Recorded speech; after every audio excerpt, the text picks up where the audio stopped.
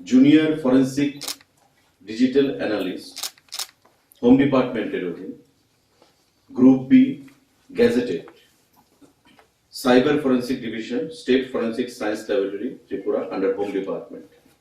Home ডিপার্টমেন্টের অধীন দুখানা post forensic junior forensic digital analyst হিসাবে গ্রুপ বি গ্যাজেটেড, সেগুলো তৈরি করা হয়েছে। জিএ জেনারেল অ্যাডমিনিস্ট্রেশন, যে এআর অ্যাডমিনিস্ট্রেটিভ রিফর্ম যে দপ্তর রয়েছে তারা এগুলো নিয়োগ করবে। পরবর্তী সময় আর কি হবে সেটা ঠিক করবে এবং হোম ডিপার্টমেন্ট তার রিক্রুটমেন্ট করবে। অর্থাৎ আমাদের এই জুনিয়র ফরেন্সিক ডিজিটাল জার্নালিস্ট সেটা হোম ডিপার্টমেন্টের অধীন এবং আমাদের বিভিন্ন কাজকর্মে গতি আনার জন্য এই পোস্ট দুটো তৈরি করা হয়েছে। বিশেষ করে যে cyber forensic division in state forensic science, সেখানে অনেকগুলো পেন্ডিং কেস রয়েছে, সেই কেসগুলোতে কাজে আরো গতি আনার জন্য এই দুটো পোস্ট তৈরি করা হয়েছে। এটা গ্যাজেটেড র্যাঙ্ক এবং জিএ জেনারেল অ্যাডমিনিস্ট্রেশন, যে অ্যাডমিনিস্ট্রেটিভ রিফর্ম যে দপ্তর, সে দপ্তর অলরেডি তার মোডালিটিস তৈরি করছে এবং হোম ডিপার্টমেন্ট থেকে তার রিক্রুটমেন্ট করা হবে। পরবর্তী সময়ে আপনাদের সেটা জানিয়ে দেওয়া হবে। তৎসঙ্গে আমাদের কোভিড, বর্তমানে রাজ্য সরকার সিদ্ধান্ত নিয়েছে যে 15 থেকে 18 বছর, কারণ বিগত দিনে আমাদের কোভিড ভ্যাকসিনেশন আমরা প্রদান করেছি অ্যাবাভ 18 অনওয়ার্ডস, সেখানে আমরা কোভিড ভ্যাকসিনেশন প্রদান করেছি এবং এখন পর্যন্ত টোটাল 46,81,817 ডোজ রাজ্য সরকারের তরফ থেকে প্রদান করা হয়েছে। বর্তমানে রাজ্য সরকার সিদ্ধান্ত নিয়েছে যে আগামী 3 জানুয়ারি থেকে, জানুয়ারি মাসের 3 তারিখ নববর্ষ 2022, 3 জানুয়ারি থেকে 15 থেকে 18 বছরের এই যে বয়স, তাদেরকে কোভিড ভ্যাকসিনেশন প্রদান করা হবে এবং তাদেরকে অনলাইনে সেখানে আগের সিস্টেমে অ্যাপ্লাই করতে হবে এবং বিভিন্ন যে প্রাথমিক স্বাস্থ্যকেন্দ্রের মাধ্যমে বিগত দিনের মতোই সেই কোভিড ভ্যাকসিনেশন প্রদান করা হবে।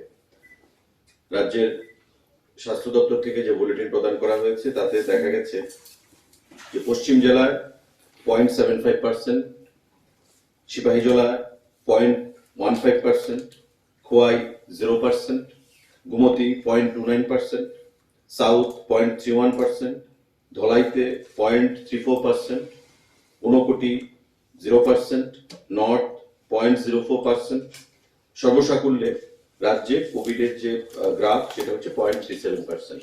অর্থাৎ এটা খুব স্যাটিসফ্যাক্টরি জায়গায় রয়েছে, কন্ট্রোলে রয়েছে ভেরি মাচ। আর ওমিক্রনের কোনো সংক্রমণের খবর নেই ত্রিপুরা রাজ্যে বর্তমান সময় পর্যন্ত, রাজ্য স্বাস্থ্য দপ্তর থেকে পরিষ্কারভাবে সেটা বলা হয়েছে। এবং আগামী 3 তারিখ থেকে 15 থেকে 18 বছরের যে বয়স সীমা, তার কোভিড ভ্যাকসিনেশন শুরু করা হবে এবং সবাইকে আহ্বান জানানো হচ্ছে যেন এই ভ্যাকসিনেশন গ্রহণের জন্য তারা বিভিন্নভাবে যাদের আগের যে সিস্টেম ছিল অনলাইনের মাধ্যমে, আধার কার্ডের মাধ্যমে, সেগুলো নিয়ম মেনে সেগুলো যেন অ্যাপ্লাই করে এবং স্বাস্থ্য কেন্দ্রগুলিতে গিয়ে যেন কোভিড ভ্যাকসিন তারা গ্রহণ করে। এই ছোট আমাদের ক্যাবিনেট মিটিং ছিল আজকে, 2-3টে সিদ্ধান্ত আমাদের ছিল, সেগুলো আপনাদের অবগত করার জন্য আজকে এই সাংবাদিক বৈঠক। উপস্থিত হওয়ার জন্য প্রত্যেককে আমরা ধন্যবাদ জানাচ্ছি। কারোর যদি কোনো প্রশ্ন থাকে প্লিজ। 15 থেকে 18 বছরের মধ্যে অ্যাপ্রক্সিমেট কত হতে পারে? এটা যখন রেজিস্ট্রেশন হবে তখন বোঝা যাবে, কারণ আমাদের কাছে যখন শুরু হয়েছিল বয়স্কদের ক্ষেত্রে অ্যাবাভ 18 যখন আমরা শুরু করেছিলাম তখনও আমাদের কাছে ডাটাটা ঠিক ছিল না, ফিগারটা ঠিক ছিল না।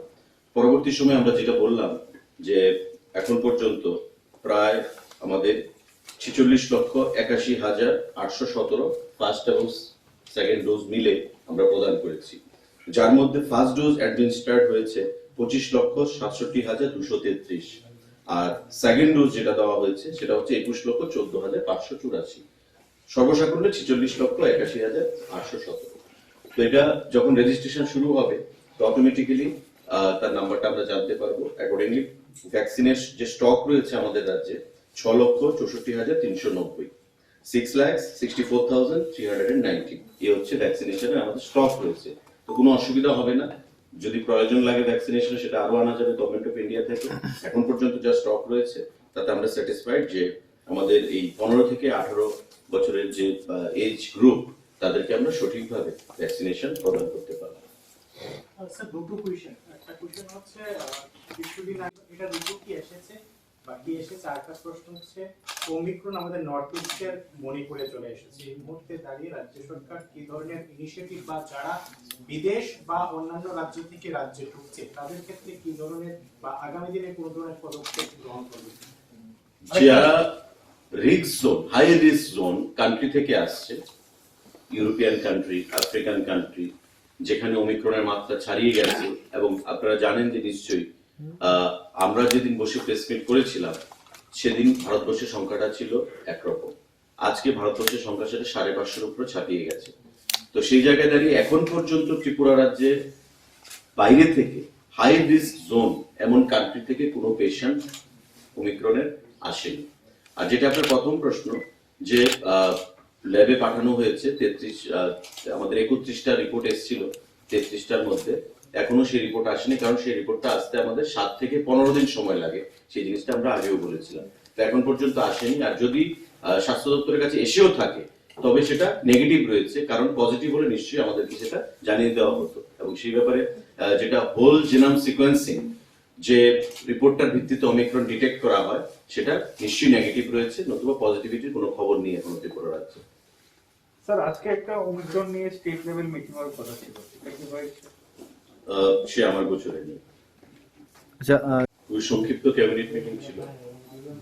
সাংবাদিক বন্ধুরা, আপনাদেরকে অবগত করতে চাইছি আজকের সিদ্ধান্ত সমূহ নিয়ে। আজকে আমাদের এজেন্ডাতে 3টে পলিসি ছিল, 3টে এজেন্ডা, 3টে ইস্যু।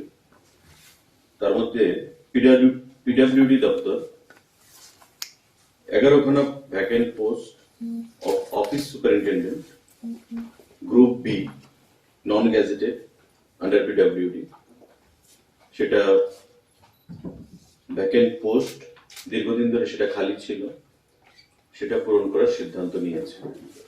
এবং এই ক্ষেত্রে যে অফিস সুপারিনটেন্ডেন্ট যে পোস্ট 11খানা পোস্ট, তা 100% post will be filled up by promotion. মানে বর্তমান যারা কর্মীরা রয়েছে তাদের মধ্য থেকে প্রমোশনের মাধ্যমেই এই 11খানা পোস্ট ফিল্ড আপ করা হবে।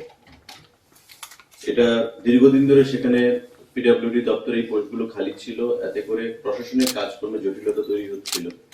তো আজকে ক্যাবিনেট মঞ্জুরি দিয়েছে যে এই 11খানা পোস্ট প্রমোশনের মাধ্যমে সেগুলোকে পূরণ করা।